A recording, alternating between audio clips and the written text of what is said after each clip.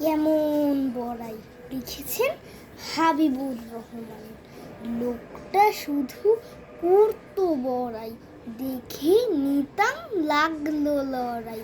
ওই ডিবিতে মারতো ঘুষি, চোখ পাকিয়ে জড়ছে ঠুসি, বাহু ঠুকে ফুলিয়ে ছাতি, বলতো আসুক বাকি হাতি।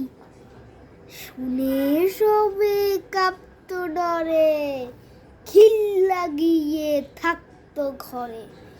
একদিন এক ভোরের বেলায় বেবাক লোকের ঘুম ভেঙে যায়।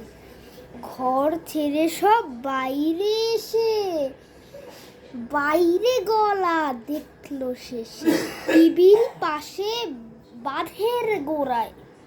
লোকটা কেবল গড়িয়ে বেড়ায়, ব্যাপার কি ভাই ব্যাপার কি, ফিস ফিসিয়ে বলল সবাই। লোকটা তখন চেঁচিয়ে জানায়, উই ধরেছে নাকের গোড়ায়। নমস্কার, আমি পরম ব্রত কর্মকার।